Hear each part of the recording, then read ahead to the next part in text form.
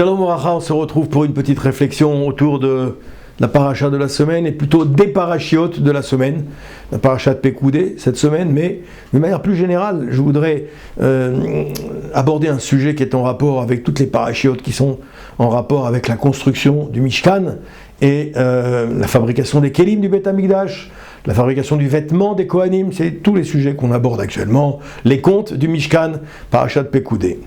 Il y a un Rav qui s'appelle le Rav Yakovson, qui est un grand darshan, un grand conférencier, et qui a écrit un texte assez fabuleux que je voudrais partager avec vous. Il explique quelle est la différence entre le Mishkan et le Beth Amikdash. Et il a intitulé cette conférence « Bâtir l'âme, mais pas seulement les murs ». Bâtir l'âme, mais pas seulement les murs. Et il explique ici que le peuple juif a contribué à la construction de deux types de demeures pour Akadosh Baruch Hu. La première demeure s'appelle le Mishkan. Le Mishkan, c'était un sanctuaire mobile, le temple mobile, qui pendant 40 ans, dans les pérégrinations des Bnei Israël dans le désert, a accompagné le peuple hébreu pendant toute cette traversée-là.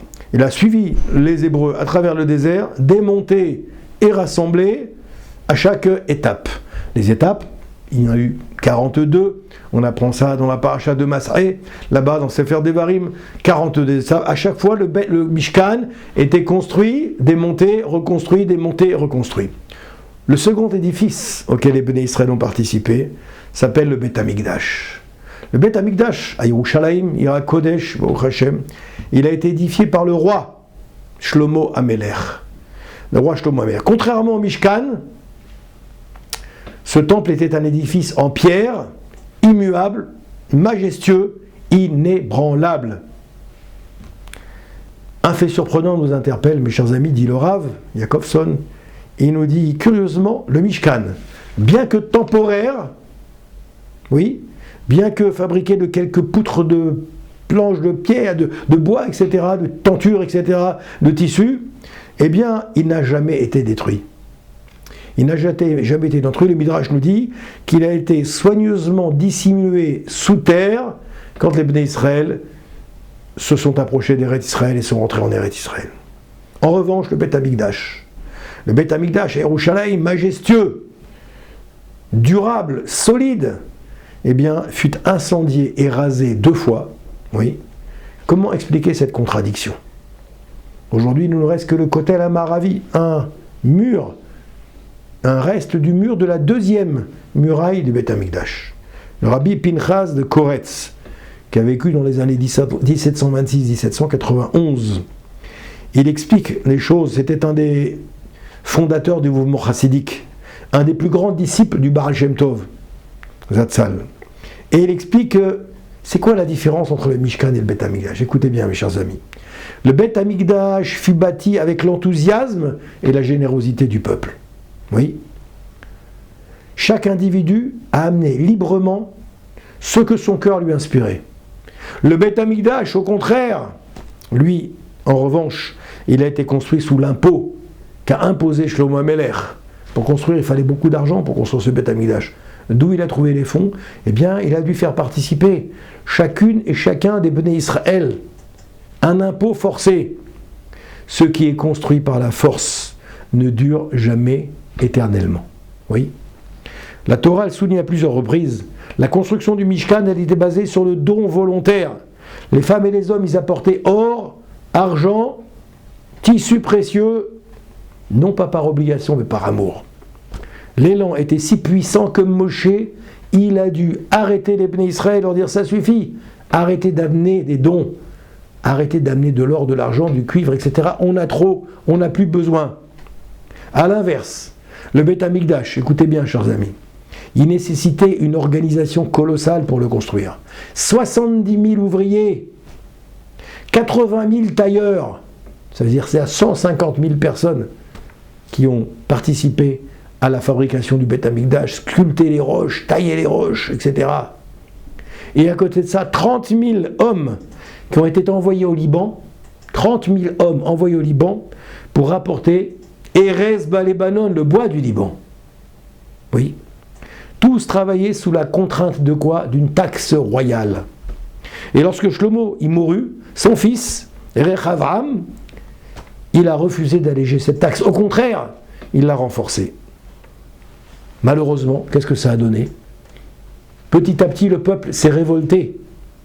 Et le peuple s'est révolté, et le peuple s'est scindé en deux. Ça a donné lieu à ce qu'on appelle, dans l'histoire du peuple juif, le schisme. Vous avez entendu peut-être parler de ça. Le royaume d'Israël s'est séparé en deux. Le premier, royaume de Juda, le deuxième, royaume d'Israël.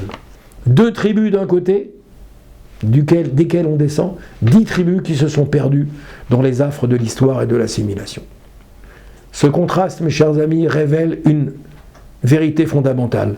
Ce qui est imposé de l'extérieur, sans consentement ni engagement personnel, peut paraître solide, oui, mais finit par s'effondrer.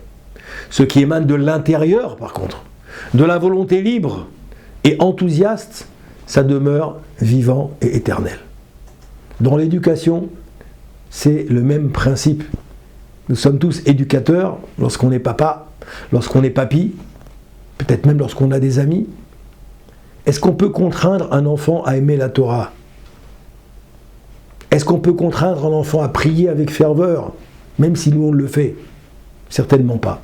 Une foi imposée, nous disent nos Chachamim, n'est qu'un vernis superficiel prêt à s'écailler dès la première épreuve. Par contre, une foi transmise avec passion, une foi transmise avec sincérité, elle devient une lumière éclatante. Une lumière intérieure extrêmement puissante. C'est vrai que il est tentant d'imposer sa vision par la force. C'est le piège de l'autorité excessive dans un foyer, dans une communauté, dans un endroit public, quel que soit l'endroit. Un enseignant peut dicter des règles, il peut exiger une discipline stricte, il peut interdire toute remise en question, c'est vrai. Un parent peut croire que l'obéissance stricte garantit un avenir religieux stable, mais cette approche, on le voit bien, elle mène souvent à l'effet inverse. L'enfant ou l'élève subit sans comprendre. Moralité, il obéit en apparence, c'est vrai, oui, mais son cœur est ailleurs.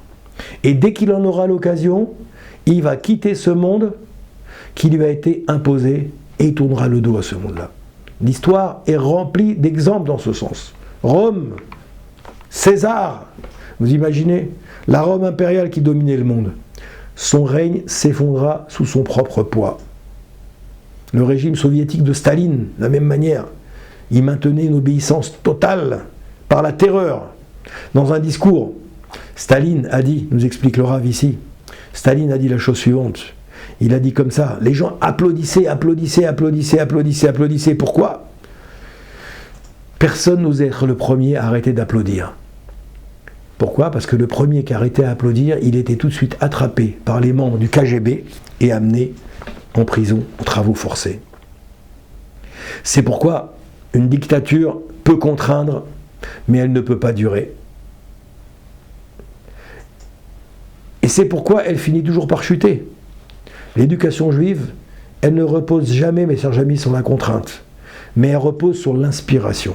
Le verset dit « Ve'asuli migdash, ve'shachanti betocham » ils me construiront un sanctuaire et je résiderai en eux.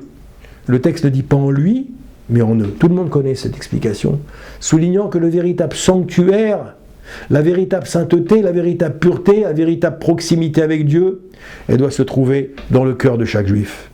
Rabbi Shimon Shkop, qui a quitté ce monde en 1939, c'est un grand penseur du monde de la Torah. Il enseigne que notre génération, elle doit suivre le modèle d'Avraham Avinu. Pas celui d'Yitzhak, ni celui de Yaakov, celui d'Avraham Avinu. Pourquoi? Écoutez ça.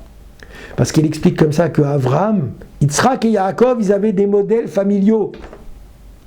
Yitzhak et Yaakov, ils avaient des repères de papa, de maman, de mamie, de papy. Avraham, lui, il n'avait pas de repères. C'est le premier qui a dû trouver la foi par lui-même. Et c'est pour ça que de nos jours, nous dit le Rav Yaakovson, chacun doit rechercher son propre lien avec Akadosh Baruch Hu, avec sa spécificité, au-delà des traditions héritées. Pour terminer et pour conclure, mes chers amis, il explique ici que une génération qui ne se satisfait plus des formes vides, et d'une tradition un petit peu de mimétisme, et qui refuse la soumission aveugle, qui cherche un judaïsme vécu avec le cœur, eh bien ça, cette génération, elle est appelée à un grand avenir. L'empereur Caligula, qui était un grand tyran, sanguinaire, romain, il disait « Peu importe qu'ils me haïssent, tant qu'ils me craignent. Peu importe qu'ils me haïssent, tant qu'ils me craignent. » Bien entendu, il a disparu dans les affres de l'assimilation et dans les affres de l'histoire. La Torah dit le contraire. « Ve'ahavta, vous aimerez votre Dieu de tout votre cœur. » L'amour ne peut être imposé, il doit être éveillé. Alors, Bezrat Hashem, éduquons nos enfants, nos petits-enfants, éduquons-nous, nous-mêmes, avec amour et avec patience. Essayons plutôt de nous inspirer d'Akadosh Baruch Hu, plutôt que d'imposer Akadosh Baruch Hu. Construisons un sanctuaire, un mikdash, me'at, dans chaque cœur, un sanctuaire qui, à l'image du Mishkan, restera éternel. Bracha ve'atzlacha.